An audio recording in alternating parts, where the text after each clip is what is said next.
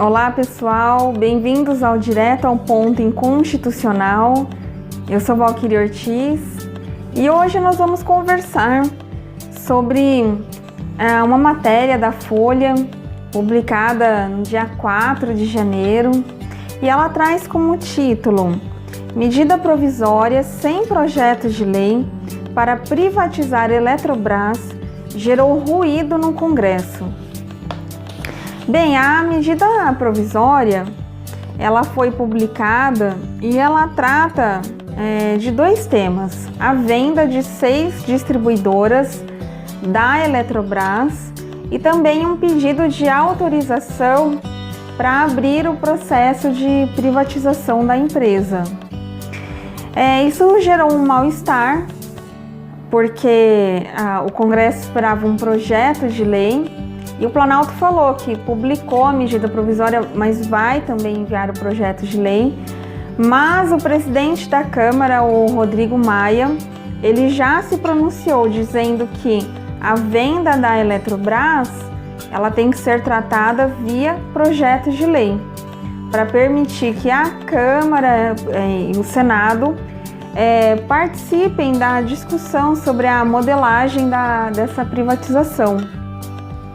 Mas afinal de contas, e o que a matéria não explica, até porque não é o trabalho de um jornalista, por que a edição, a publicação da medida provisória, ela trouxe esse mal-estar, criou essa rusga, né?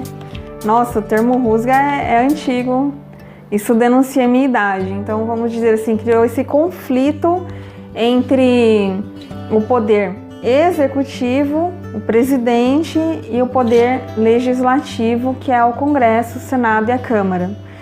Bem, a medida provisória, ela é um instrumento do presidente.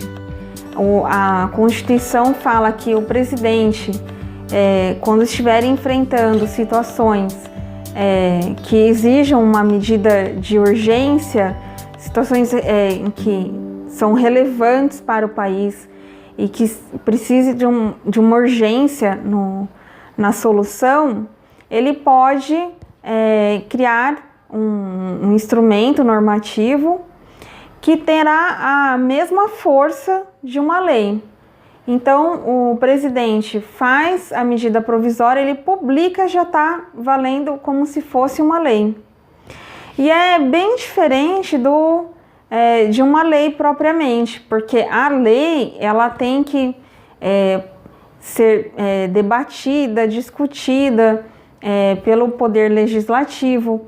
Então, ela primeiro é proposto o projeto de lei, depois passa pelas comissões que dão parecer, vai para votação, discute-se o texto, ouve-se também a opinião da sociedade. O Senado ele tem, por exemplo, você pode votar em alguns temas, é uma pesquisa informal, mas é uma forma de ouvir a população, e em seguida, pronto o texto, ainda precisa do veto ou sanção o veto ele acaba colocando por água abaixo o projeto de lei, mas precisa da sanção do presidente. Então, a medida provisória, ela é aquele instrumento de eficácia rápida e está conta apenas com a vontade do presidente. Por isso que o poder legislativo, né, o Congresso, em relação a essa MP da Eletrobras, ficou insatisfeito, porque quem cria as condições é a presidência. E, na verdade, eles querem participar dessa discussão. Mas então o presidente faz a medida provisória e não passa pelo Congresso? Eles não se pronunciam? Não é assim. O procedimento, primeiro publica, o presidente faz a medida provisória, de acordo com a sua vontade, buscando dar uma solução para essa situação urgente e relevante para o nosso país. Ele publica, já começa a valer como lei. só que é enviada ao Congresso. Lá vai ser feita uma comissão mista de deputados e senadores que vão analisar primeiramente se estão presentes esses pressupostos de urgência, de relevância. Se presentes, é enviado então para votação primeiro na Câmara, depois no Senado. Se tiver modificação no texto, daí convertido em projetos de lei, e uma vez debatido, estando o texto pronto, é enviado então para sanção ou veto do presidente, e aí se torna lei. E esse prazo, ele é bastante curto. A vigência da medida provisória, ela é, segundo a Constituição, de 60 dias, prorrogável uma única vez por igual período. Agora, se houver demora na análise, na votação, na discussão dessa medida provisória, na casa em que ela estiver, dado o prazo de 45 dias, ela trava a pauta daquela casa. E daí ela é colocada em regime de urgência na votação. Tudo isso para evitar que se perca. Perca existe? Vamos falar perca mesmo.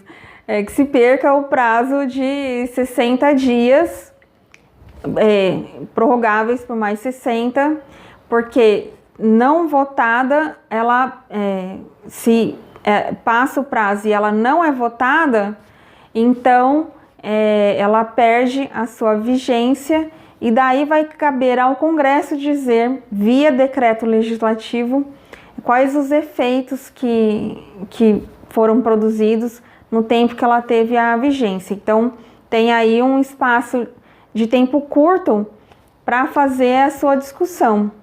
E uma coisa que eu achei interessante na ação direta de inconstitucionalidade 5127 é que o Supremo cientificou o Congresso de que quando há alteração no texto da medida provisória, não pode colocar matéria diferente daquela que é objeto da medida provisória. Então, vamos supor, nós estamos falando da venda da Eletrobras. Então, na alteração do texto, eles não podem inserir um artigo, por exemplo, falando sobre a extinção de um cargo público. E isso acontecia antes dessa DIN 5127. Eles chamavam de contrabando legislativo ou efeito jabuti. E aí eu achei engraçado o efeito jabuti. Eu falei, o que tem a ver o jabuti com isso, né? E pesquisando eu encontrei a informação de que o jabuti ele não sobe na árvore. Então, se o jabuti está na árvore, é porque alguém colocou ele lá. Que é fazendo uma alusão, né, um pouco graciosa, um gracejo com essa situação da medida provisória tratar de um assunto e ser inserido, e naquela época, antes dessa ADI, ser inserido assuntos que não tinham nenhuma relação com o tema tratado pela medida provisória. Então, não teria cabimento numa medida provisória sobre a venda da Eletrobras ter, por exemplo, a extinção de um cargo, como acontecia. Mas o Congresso foi cientificado pelo Supremo e hoje essa prática não é mais permitida porque é inconstitucional e foi considerada antidemocrática também. Bem, a medida provisória ela não pode tratar de todos os assuntos. A Constituição elencou alguns assuntos que a medida provisória não pode tratar.